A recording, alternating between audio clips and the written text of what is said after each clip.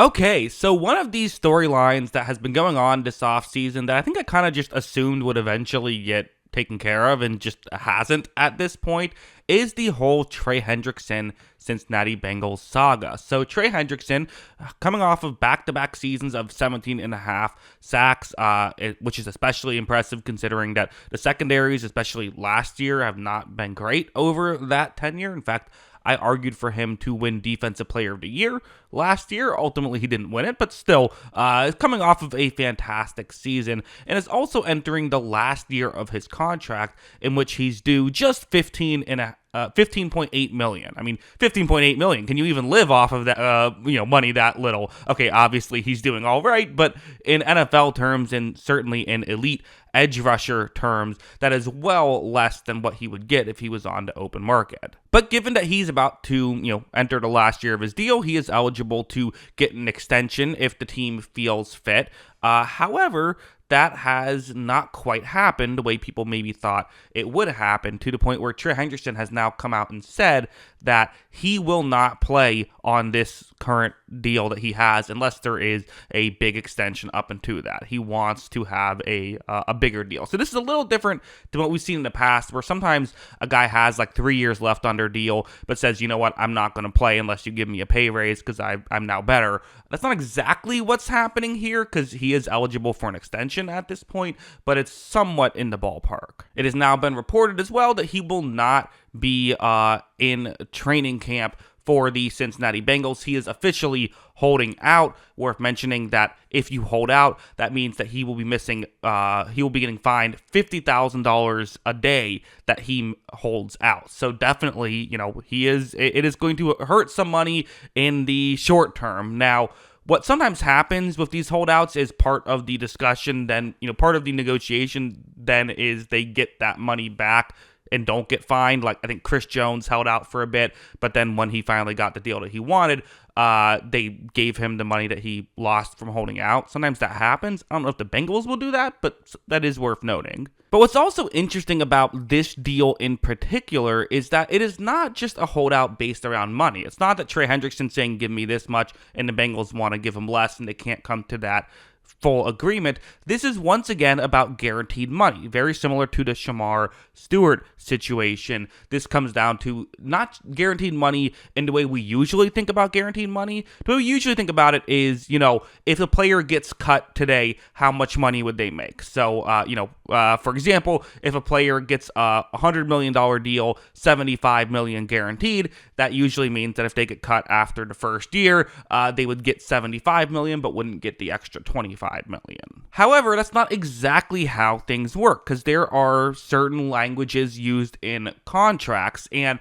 what the Cincinnati Bengals have historically always done prior to when they gave Jamar Chase his deal is when it comes to non-quarterbacks, they would not give guaranteed money past the first year. That's fully guaranteed under every aspect of that word, meaning if you get a DUI or if you have some horrific incident, you still are entitled to that money. What the Bengals have always done is said, hey, we have language in the contract that if we feel you do, usually it's conduct detrimental to the organization, then we can get rid of you now, and we don't owe you the rest of what you in theory should be owed. That is after the first year and after the signing bonus. Jamar Chase recently changed that, where he did get more guaranteed money for that as well. And Trey Hendrickson is wanting to follow suit, but it seems like the Bengals are kind of putting their foot down on that, not wanting for that to happen. So it is, again, similar to the Shamar Stewart situation. Now, the Shamar Stewart situation, his contract detail, the numbers are locked in. For Hendrickson, the numbers aren't locked in, so it's possible that the Bengals will say, hey, we'll give you extra money, but we're going to keep this language in. Maybe something like that could potentially happen. And while some people might argue, hey, Hendrickson, just, don't commit a crime and you'll be fine, right? It's not that difficult. But again, sometimes these things can be particularly vague, right? Like if he has too many personal foul calls, could that be considered conduct detrimental to the organization. If he has some incident where he didn't actually do anything that wrong, but like it blows up into a bigger deal, could that be considered conduct detrimental to the team? Those are, I think, the concerns and why he wants to fight to make sure that this goes the way it goes. But another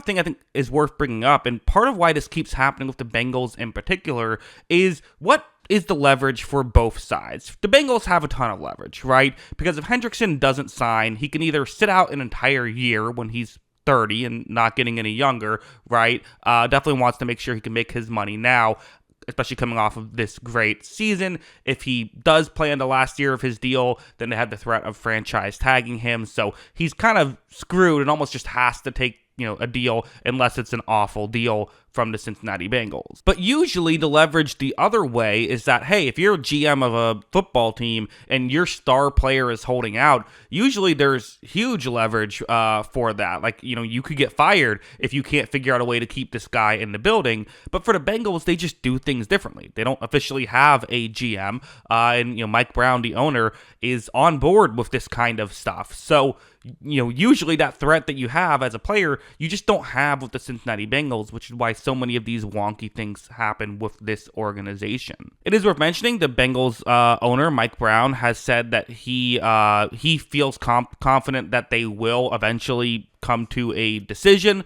He also said, we like Trey as a person. He's a good guy, but when it comes to these negotiations, and we've been through a few of them with him, he pushes hard and he gets emotional, which is an interesting quote to throw out there, but that's that's what he's done. It's also worth mentioning that when it comes to guys like Max Crosby, Myles Garrett, and TJ Watt, who have gotten deals recently, who have gotten contracts recently, they have gotten past the first year fully guaranteed. So they have gotten that language. So this is a Bengals specific thing, at least for an elite level edge rusher, which again, I think is fair to say that Trey Hendrickson is at this point in his career. So yeah, it is interesting. It's also worth mentioning Trey Hendrickson is no longer even in Cincinnati. He posted that he is currently in Florida. So he seemingly has, again, it's possible just the agent's working on it, and I doubt he's in the rooms too often in these situations anyway. So it's possible he just said, I'm going to go to Florida.